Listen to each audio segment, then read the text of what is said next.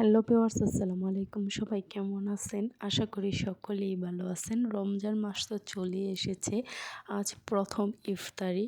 তো এই ইফতারির সময়টা কিন্তু মেয়েদের কাজের চাপটা খুবই বেশি থাকে। আমিও কিন্তু আজকে অল্প পরিমাণে ইফতারের আয়োজন করলাম, সেটাই আপনাদের সাথে শেয়ার করতে চলে এসেছি। তো দেখেন, এখানে আমি প্রথমে বেগুনিটা ভেজে নেব। সবগুলো বেগুনি কিন্তু আমি ভেজে নেব প্রথমে আমি ছোলা বুটটা ভেজে নিয়েছি, কিন্তু অফ ক্যামেরায় ভেজে নিয়েছি। ওটা আমার মনে ছিল না যে আপনাদের সাথে আজকে আমি শেয়ার করব।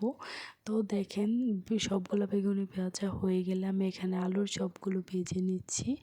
তো যারা পারফেক্ট নিয়মে আলুর চপ, বেগুনি, ছোলা বুট ভাজি, ডালের বড়া দেখতে চান, তারা অবশ্যই আমার চ্যানেলে গিয়ে দেখে আসতে পারেন। খুব সহজভাবে পারফেক্ট নিয়মে রেসিপিগুলো দেওয়া আছে। তো আমার বড়াগুলো ভাজা হয়ে গেছে, আর এখানে আমি ইফতারের আইটেমগুলো নিয়েছি: বেগুনি, ছোলা বুট ভাজি, তারপর ডালের বড়া, আলুর চপ, নিমকি, খেজুর, শসা। খুবই সামান্য রান্না বান্না করলাম। আর এখানে দেখেন, আজান দেওয়ার সাথে সাথে আমার ছেলে কিন্তু ইফতারের সময় হলেই ও ইফতারের জন্য খুবই আনন্দ পায়। সে ইফতারের মধ্যে শুধু খাবে এই শরবতটাই, অন্য কোনো কিছুর প্রতি তার কোনো আগ্রহ নেই। তো যারা আমার পুরো ভিডিওটা দেখছেন, আশা করি সবার কাছে খুব ভালো লাগবে। তো যদি ভালো লেগে থাকে তাহলে প্লিজ আমার চ্যানেলটি সাবস্ক্রাইব করবেন, সবসময় আমার পাশে থাকবেন। এমন ভিডিও পেতে আমাকে লাইক দিয়ে কমেন্ট করে জানাবেন। তো দেখেন, আমরা কিন্তু আজান দিয়ে দিয়েছে, ইফতার করে নিচ্ছি সবাই মিলে।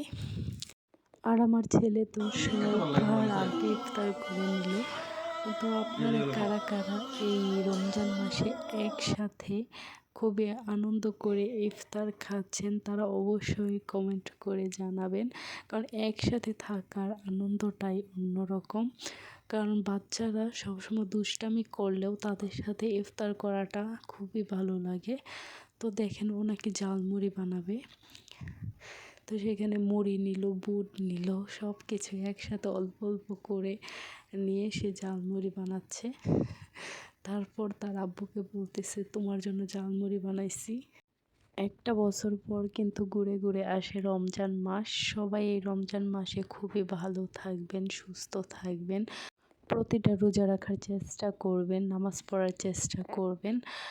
এই রমজান মাসে কিন্তু প্রত্যেকটা মানুষেরই বেশিরভাগ খারাপ অভ্যাসগুলোই দূর হয়ে যায়, ভালো অভ্যাসগুলো চলে আসে। যেমন নিয়মিত নামাজ পড়া, এই রোজা রাখা। তো ধীরে ধীরে এই রোজাগুলো চলে যাবে একটা বছরের জন্য। খাওয়া দাওয়াটা কিন্তু বড় কিছু না, কারণ যার অনেক আছে সে অনেক বেশি খেতে পারে, যার কম আছে তারা কম খাবে। তো যাদের একবারে নেই, যারা পথচারী, তাদের কথাটা ভাবেন যে ওরা কিভাবে এই ইফতারি করছে, এই সেহরি খাচ্ছে। তাদের একবেলা খাবার জুটলেও আরেকবার জুটে না। তাই সবাই গরিব মানুষদের সাহায্য করার চেষ্টা করব। তো যারা আমার পুরো ভিডিওটা দেখলেন তাদেরকে অসংখ্য ধন্যবাদ। পরবর্তী ভিডিও দেখার অনুরোধ রইল। ততক্ষণ পর্যন্ত সবাই ভালো থাকবেন, সুস্থ থাকবেন। খোদা হাফেজ।